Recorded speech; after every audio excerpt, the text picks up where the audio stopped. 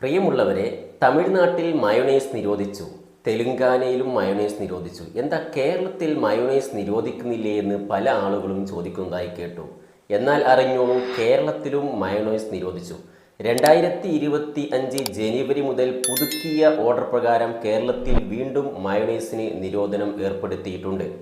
എന്നാൽ ഒന്നറിഞ്ഞുകൊള്ളുക, കേരളമാണ് ഇന്ത്യയിൽ ആദ്യമായിട്ട് മയോണൈസിന് നിരോധനം ഏർപ്പെടുത്തിയ സംസ്ഥാനം. 2023 ആദ്യമായിട്ട് മയോണൈസ് നിരോധിച്ചുകൊണ്ട് ഭക്ഷ്യസുരക്ഷാ കമ്മീഷൻ ഉത്തരവിറക്കി.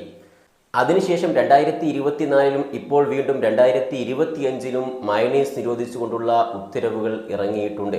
അതുകൊണ്ട് കേരളത്തിലും മയോണൈസിന് നിലവിൽ നിരോധനമുണ്ട്. എന്നാൽ എല്ലാ തരത്തിലുള്ള മയോണൈസിനും നിരോധനം ഏർപ്പെടുത്തിയിട്ടില്ല. റോ എഗ് അല്ലെങ്കിൽ പച്ച മുട്ട ചേർത്ത് നിർമ്മിക്കുന്ന മയോണൈസുകൾക്ക് മാത്രമാണ് നിരോധനം ഉള്ളത്. അത്തരത്തിൽ പച്ചമുട്ട അല്ലെങ്കിൽ റോ എഗ് ഉപയോഗിച്ചുകൊണ്ട് മയോണൈസ് നിർമ്മിക്കുന്നതും അത് വിൽപ്പന നടത്തുന്നതും വിതരണം ചെയ്യുന്നതുമെല്ലാം നിരോധനം ഏർപ്പെടുത്തിയിട്ടുണ്ട്. എന്നാൽ പച്ചമുട്ട ചേർക്കാതെ മറ്റു രീതിയിൽ നിർമ്മിക്കുന്ന മയോണൈസുകൾ ഉപയോഗിക്കുന്നതിന് നിലവിൽ വിലക്കൊന്നുമില്ല. എന്തുകൊണ്ടായിരിക്കും പച്ചമുട്ട അല്ലെങ്കിൽ ഈ റോ എഗ് ചേർത്തുകൊണ്ട് നിർമ്മിക്കുന്ന മയോണൈസുകൾക്ക് നിരോധനം ഏർപ്പെടുത്തിയത്? കേരളത്തിൽ ഉൾപ്പെടെ റിപ്പോർട്ട് ചെയ്യപ്പെട്ട മിക്ക ഫുഡ് പോയ്സണിംഗ് കേസുകളും ഭക്ഷ്യവിഷബാധ കേസുകളിലെയും വില്ലനായി വന്നിരിക്കുന്നത് മയോണൈസാണ്. അതുതന്നെ പച്ചമുട്ട ചേർത്ത് നിർമ്മിച്ച മയോണൈസ് ആയിരുന്നു. എന്തുകൊണ്ടാണ് പച്ചമുട്ട ചേർത്ത മയോണൈസ് ഇത്രയധികം ഭക്ഷ്യവിഷബാധകൾക്ക് അല്ലെങ്കിൽ ഫുഡ് പോയ്സണിങ്ങിന് കാരണമാകുന്നത്? കാരണം അതിൽ ചേർക്കുന്ന പച്ചമുട്ട തന്നെയാണ്. എന്തുകൊണ്ടാണ് പച്ചമുട്ട ഇങ്ങനെ അല്ലെങ്കിൽ റോ എഗ് ഇങ്ങനെ വില്ലനായി മാറുന്നത്? പച്ചമുട്ടയുടെ തോടിന് പുറത്ത് ധാരാളമായിട്ട് സാൽമോണല്ല ബാക്ടീരിയകൾ കാണപ്പെടുന്നുണ്ട്. ലോകത്ത് റിപ്പോർട്ട് ചെയ്യപ്പെടുന്ന ഭക്ഷ്യവിഷബാധകളുടെ ഏറ്റവും പ്രധാനപ്പെട്ട കാരണങ്ങളിൽ ഒന്ന് ഈ സാൽമോണല്ല ബാക്ടീരിയയാണ്. സാൽമോണല്ല ബാക്ടീരിയ ധാരാളമായിട്ട് കാണപ്പെടുന്ന പച്ചമുട്ടയുടെ തോട് നമ്മൾ ക്ലീൻ ചെയ്യാതെ അത് അതേപടി നമ്മൾ പൊട്ടിച്ചൊഴിക്കുമ്പോൾ സ്വാഭാവികമായിട്ടും അതിൽ നിന്നും സാൽമോണല്ല ബാക്ടീരിയ ഈ മയോണൈസിലേക്ക് വരും. മയോണൈസ് എന്ന് പറഞ്ഞാൽ ഹൈലി ന്യൂട്രീഷ്യസ് ആയിട്ടുള്ള ഒരു മീഡിയമാണ്. കാരണം മയോണൈസിലെ പ്രധാനപ്പെട്ട ചേരുവ എന്ന് പറയുന്നത് ഈ റോ എഗ് പച്ചമുട്ടയും അതുപോലെ സൺഫ്ലവർ ഓയിലും അതുപോലെ പഞ്ചസാരയും സാൾട്ടും ഒക്കെയാണ്. അതുകൊണ്ട് തന്നെ കാർബോഹൈഡ്രേറ്റും പ്രോട്ടീനും ഫാറ്റുമെല്ലാം ധാരാളമായി അടങ്ങിയിട്ടിരിക്കുന്ന ഈ മീഡിയത്തിലേക്ക് സാൽമോണല്ല ബാക്ടീരിയ എത്തിക്കഴിഞ്ഞാൽ വളരെ പെട്ടെന്ന് മൾട്ടിപ്ലിക്കേഷൻ നടക്കും. അതുകൊണ്ട് സാധാരണ റൂം ടെമ്പറേച്ചറിൽ ഇത് കീപ്പ് ചെയ്ത് കഴിഞ്ഞാൽ വളരെ പെട്ടെന്ന് സാൽമോണല്ല ബാക്ടീരിയയുടെ അളവ് ക്രമാതീതമായി വർദ്ധിക്കുകയും അത് കഴിക്കുന്ന ആളുകൾക്ക് ഭക്ഷ്യവിഷബാധയ്ക്ക് കാരണമാവുകയും ചെയ്യും. അതുകൊണ്ട് തന്നെയാണ് റോ എഗ് അല്ലെങ്കിൽ പച്ചമുട്ട ചേർത്ത് മയോണൈസ് നിർമ്മിക്കുന്നത് നിരോധനം ഏർപ്പെടുത്തിയത്. ഇനി മുട്ട ചേർത്ത മയോണൈസ് കഴിക്കണമെന്ന് അതിയായ ആഗ്രഹമുള്ള ആളുകളുണ്ടെങ്കിൽ എന്ത് ചെയ്യണം? മുട്ട ചേർത്തുള്ള മയോണൈസിന് പ്രത്യേക രുചിയായതുകൊണ്ട് മിക്ക ആളുകളും മുട്ട ചേർത്ത് നിർമ്മിക്കുന്ന മയോണൈസാണ് പ്രിഫർ ചെയ്യുന്നത്.